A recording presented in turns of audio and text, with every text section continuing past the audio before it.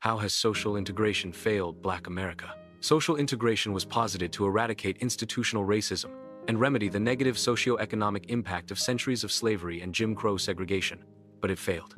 As a result, Black Americans remain burdened by the economic, social, and pathological impacts that resulted from their historical maltreatment. In his book, The Tragic Failure of Integration, liberal author Tom Wicker concludes that Reverend Dr. Martin Luther King's dream had turned into a black nightmare, and that the successes of the movement failed to translate into full integration or first-class citizenship for most blacks.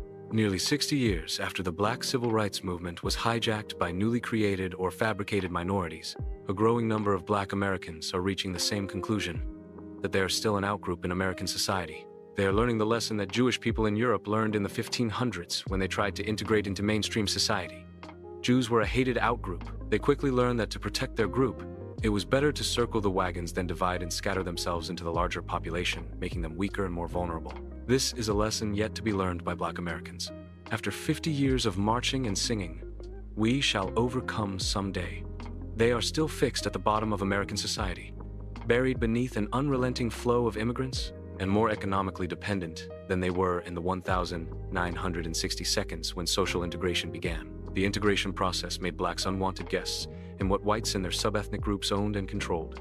Blacks still own and control less than 1% of anything of value, but bear 6 to 8 times of everything that is bad or negative. A few blacks have become visible as public officials, athletes, entertainers, and media personalities, but there is little connection between their elevated public images, the low socio-economic status of the black masses. Younger blacks are just beginning to grasp the weight of the losses of black communities, schools, businesses, culture, history, leaders, sports teams, music, and exceptionality in mainstream society. They have never had the positive experiences of living in a black community.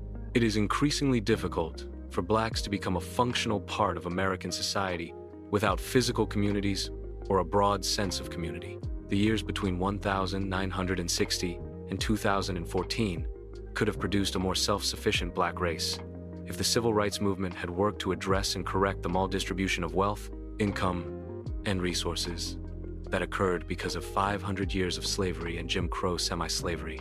While blacks were chasing the elusive social integration dream, the horrors inflicted on blacks receded from the consciousness of society, and blacks lost their moral and political leverage. Blacks were displaced in the nation's conscience by immigrants in general, and Hispanics in particular, who publicly boast of their successful efforts to totally displace blacks in every aspect of American society. In his book, Presumed Alliance, The Unspoken Conflict Between Blacks and Latinos and What It Means for America, the author, Nicholas C. Vaca, disdained a rainbow coalition and presumed alliances with Black Americans. He said that Hispanics were no longer interested in being classified as white, that they wanted to be viewed as a minority, who could then compete with blacks for political and economic power. Even though Hispanics from the Caribbean islands and the Americas were the descendants of slaveholders and had never been enslaved or Jim Crowed, they felt that by the mere fact that they were more socially acceptable than blacks in American society, they could gain socio-economic benefits and become the nation's majority-minority population. Their goal, according to Vaca, was to displace blacks in every way possible. As an official outgroup and primary target of conservative hate groups, there are neither rewards nor incentives for immigrants, women, LGBTs, or poor whites to identify publicly with Black Americans. This nation's policy of political correctness allows all of these groups to rank higher than blacks in the nation's order of social acceptability. The majority of immigrants are classified as white. They get double benefits when they are also classified as aggrieved minorities and compete against blacks for public recognition and financial resources.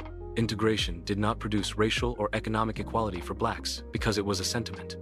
It was not a doctrinal commitment by white society. The dream of Dr. King and liberals of a colorblind society took the nation's focus off blacks and gave the illusion of integration and equality.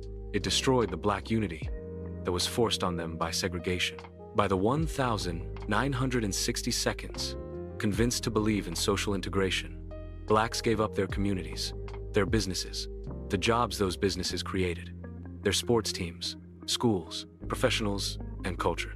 By the 1,970 seconds, the immigrant groups pouring into the country created cohesive ethnic communities, often in the same physical locations that blacks were beginning to vacate. Integration was a failure for native Black Americans because they did not fully understand or appreciate the value of the communities they so eagerly abandoned.